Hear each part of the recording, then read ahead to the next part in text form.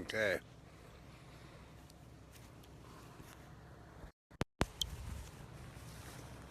Let's see. Hoanena, hoaneyana, heneyo. Gemato menage geshuanito eaniana. Hoanena, hoaneyana, heneyo. Ahoanena, hoanehiana, hene. Ahoanena, hoaneyana, hene. Gemo matomena gegeshu manito ianiano. Hoaneyana, heneyo. Hey, hello, relatives. So currently what you're looking at is the peninsula at the northwest. Currently up here with the Digital Smoke Signals crew and team. We're actually spread through here in California and several areas around California. We're editing the documentary right now. We're editing the footage for the legal team, and we're sifting through months of footage right now. One of the most beautiful places you can be right now in the country is right here. After coming back, wanted to say, many blessings to everybody. And today I had divested all my money into Wells Fargo. I'm finally probably just getting around to actually what's going on in the world outside of Standing Rock. Taking care of the bills, taking care of the insurance, taking care of all the loose ends and things that have been going on. I just kind of completely said, you know what, here's where I'm at. And that's where I put myself in Standing Rock, where that power in place was right there. Many of the water protectors that are out there are doing the same. And it's much needed for you guys to just go home for a little bit and spend some time there with your family, your friends, or get your outside things organized. And it's so important for us to rotate over there into Standing Rock. Many of you guys seen the videos where it would seem like this was all over, and it is not all over. DAPL is still up on the mountain. The National Guard is still up on the mountain. The Morton County Police Department is still on the mountain. Border Patrol is still up on the mountain. Fish and Game is still up on the mountain. All these different agencies are still there up on the mountain, up on the hill. So what we also need to look at is that our water protectors are out there. And one of the things that I would like you guys to think about if you want to send donations is look at your the security out there for gas and how they're getting wear and tear in their vehicles. I think what we need is a mobile mechanic out there, someone who can go out there. We also need a vehicle strictly for the water protectors that is a fuel vehicle that has 50-gallon drums in the back. I grew up with that in Nevada, where we had to carry 50-gallon drums of gas because we were pushing cows way out in the middle of nowhere. The nearest gas station was 20 miles, and you're pulling a horse trailer. So this can be done. So here's a solution. There's a problem out there. The problem is that the water protectors don't always want to go into town to get gas, which is not even a town. It's the Prairie Knights Hotel and Casino. So they, I think it's important to say, well, let's look at resources right there at the camp. So if we can get some 50-gallon drums over there where we're pumping gas, and even a water, like not a water tender, but a truck like that, a fuel truck, where it sits there and it's for security and specifically for the camp and emergencies, that would be good as well, because the smoke shop does stay open to a point, but it's dangerous to get on the road if you have to. So as much as possible, they don't want to get on the road. These are the solutions out there. Also, maybe gas cards to the local gas stations that are there if they have to go get gas. So keep the security in mind. You may want to get a hold of Chase Iron Eyes over there at Osheti, who's a camp coordinator, Johnny as well. And you can go on the website and get directly a hold of them on Osheti. Now there was two camp names. One was Osheti Shakoan and now Osheti Oyate. I just say, for me, Digital Smoke Signals, I just known it as the water Protectors Camp. And so, you know, everyone's got their own name for it, but those are the official two names right there as they're moving in transition in 2017. We've been offline. When our team left, we were there a long time. And don't get discouraged with the media. The media is still there. It's just survival mode right now. If you want to go to camp, remember that you need to be self-reliant. It is no longer camping. It is survival. The weather there is harsh conditions, extremely harsh conditions. So just keep in mind that that's when you go there, that's what you're going to need. It's no longer someone putting up a tent for you. You have to become self-reliant. The relatives that are there, the water protectors that are there, they're dug in deep, and they're not going to leave until the Dakota Access Pipeline moves out. Don't listen to rumors that are going around on anything else until you see it differently with the Dakota Access Pipeline or Morton County Police Department. Right now, what we're trying to do is get all the evidence together to protect the water protectors right now through the legal system where the due process is being violated, their rights are being violated, the civil rights are being violated. So the integrity of the law there in Morton County is not high. It's below average, below average. The integrity is not there. So we're not seeing that in the court system as well. Also with out-of-state lawyers, you know, that's one of the petitions going around, is that out-of-state lawyers will be able to come in. Normally in America, you'll get that. Morton County went completely backwards into a place that is dark when it comes to the rights of equal protection within the law, equal opportunities there. So what you're going to see more is more of that. They're not allowing cameras because they don't want the world to witness what's happening, but we're going to make sure that the world witness what's happening. As we continue to look through this footage, there is so many violations that are going on in these videos, and it's really hard to watch. And but what feels good here is that we're in a safe place. We're editing. We have several editors around the country editing, and we're making sure that you are brought aware of what's happening here and throughout the world at Standing Rock. Few of those things that we're looking at here is what does Standing Rock need. When I was there, which was just last week, I've been here, been away for a week, is little bit less than a week, is that I would say, you know, the hats that cover your ears, those were good. The ones that cover your mouth, those were good, because the wind was so cold, it would just shock you. And kind of like sunburn. So those are the things that I see. Boots from 12 and 13, 11, 12, and 13. I see a lot of people needed boots. So if you guys want to send boots, those are the things to send. You can also make it a point to itemize those for the elders, itemize those for the people out there working. People are there working. Again, it's self-reliant. So everyone's got a job, everyone's got a duty. They're pitching in, they're helping out, and they're still there protecting the sacred, protecting the water. We're looking at emissions on some of the things that we're trying to debunk with what was being sprayed over the water. My thoughts was that they were de-icer. I'd like you guys to look up and see, does the local area put de-icer on the water, on the river, on the lake? So take a look at those. Other things you're looking at is showers. Okay, if you guys have a solution for a place to wash up and hold that gray water, all you self-reliant guys out there, get those to us ASAP, and so we can take that back up to the camp. If you're looking at a system, and this has got to be like plug and play, not put together and a screw here, screw there, and you got to get, you know, different things. This has to be plug and play. If you have to have a forklift to put it on the bed of a trailer and drive it up, we got enough manpower to take it off there. Solar panels, as well as self-reliant solar panels, these are ones that are completely plug and play.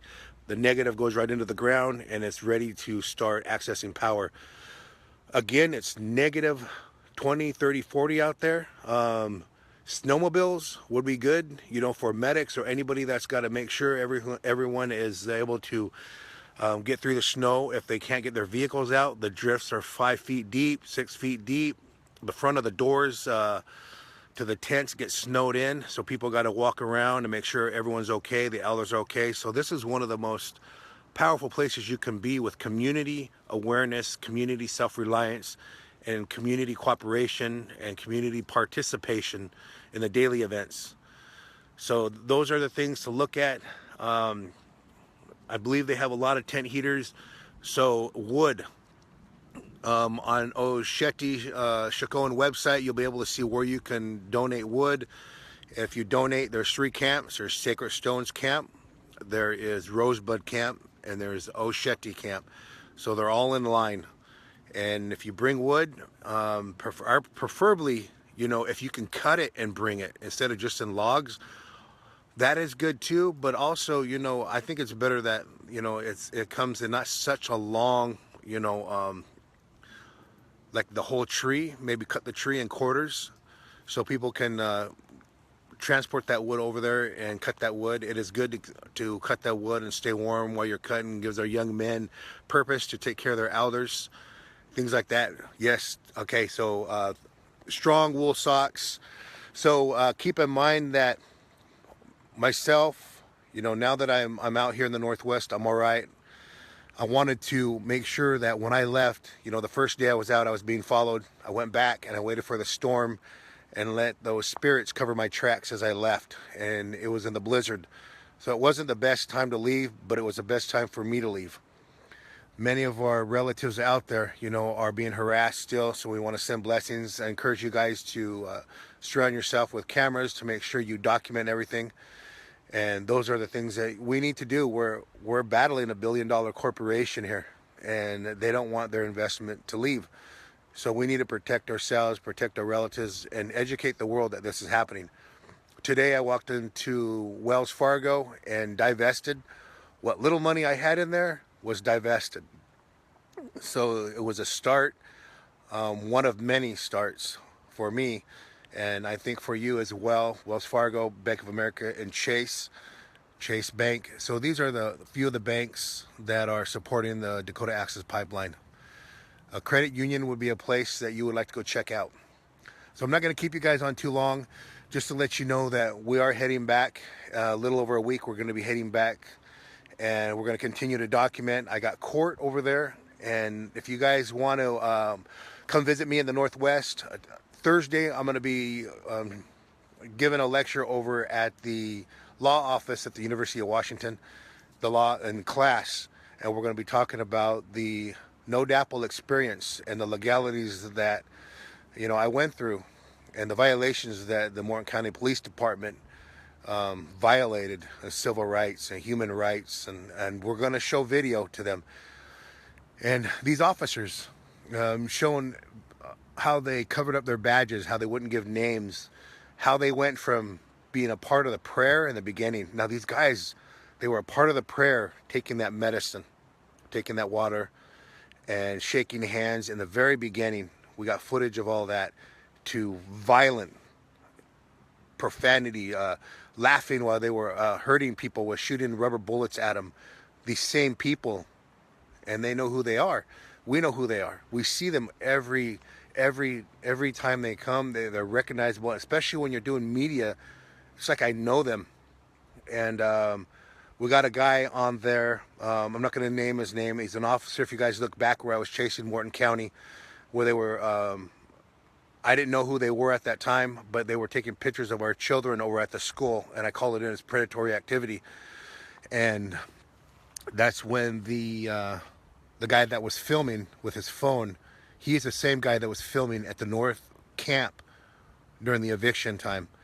So you'll see that video. We're going to compare those two. I'm going to send them up tonight. You'll see who that is. These are the people that masked up when we knew who they were, but they didn't think the world knows. And I want to thank you guys for doing the research and helping us with that. Very important. You guys are very important. You're part of the prayer. You're part of the circle. You're part of the ceremony. And don't feel like you're not helpless where you are at home, because your time is precious, and that's something you can't get back. So I greatly appreciate that. As we continue to start moving forward here, I'll keep giving you guys updates on what we're looking at here in connection with the camp, on what's happening over there. and continue to share it on digital smoke signals. Thank you to all our water protectors down there in Los Angeles at the Rose Parade, where a lot of our relatives from Standing Rock were in that parade as well. And they crashed that parade and did the no dapple in the front of the parade, which was awesome. Our relatives that are showing down there the NFL football game, our water protectors that dropped the divest from US Bank, that was pretty powerful right there. And you know, to all our, sending blessings to all our relatives with PTSD. You know, every truck looks like a dapple truck to me. And you know, it's going to take me a while to trust any of the officers that I do see, and the system that is not working for water protectors right now. And so we got to research and don't give up. Continue to help and empower yourself to see what's happening. And we got more water protectors coming in, and we finally got a system. So I want to say this. One of our relatives, I'll just say his name is Ed. I won't say his full name. He suggested that we get some programmers to help us with the solution of going off grid 100% with our cell phones out there with an internal network, and a way to communicate with video and a way to communicate with text and everything like that. And so we got one source that is unhackable right now, which is a way to communicate. And this other way is a really simple way of communicating. So if you guys have some solutions, inbox me. Wireless solutions. If you have something that you want to test out, contact me. If you want to help modify my truck to be a mobile unit, it's just a regular SUV, you know, contact me inside. Let's modify it up and let's get this action going and protect our water protectors, protect our water, protect our food sources, our traditional harvesting areas, our sacred sites, our ecosystem, protect the things that can't protect themselves, such as the birds, the fish, the insects, the animals, and our future generations for here to come. Saying that in a good way to all our relations, bija, biwa, that is all I have to say. Again, relatives, thank you. And continue to send me the comments. Keep them short again. Some of them are long, so I need you guys to keep them short paragraphs. And with that, many blessings. Oh wait, let me go. Okay, someone wants me to read a few of these comments. Wool, not cotton, okay? Let's go through these, just a few of these. Also, if you guys got a 4 or 5 man tent that you think can go with the Sub-Zero Arctic and you want to sell it, let me know. A yurt, if you guys want to sell a small yurt, let us know, and we'll make sure that it gets to where we're going. And we got a media outlet there, so we want to make sure we can, whatever we have that is going to secure our Macs, to make sure they're safe and they're not going to corrupt our hard drives with it too cold. But you guys know, when I've been flying them drones in that sub-zero weather, that it's happening. DJI has an amazing drone that is able to take the winter, and I push it as I wait till I get to 40 degrees, and I push it. Now, have you guys seen the footage that I just did earlier? I bet that was a steady stream, but I'm using an iPhone, so something's wrong with the audio. It's not going through, and I'm going to continue to test it until it does go through, and I'm going to be able to narrate while you guys are seeing me fly the drone. I think we're good to go for now, guys. Thank you. And how is Dean? You know, Dean is off grid right now. He'll be back on. You guys will see him. He'll come back online. And as far as I know, he's safe. He's all right. And he's not in there for drone-related charges anywhere like that. So he's all good to go. And many blessings. Aho.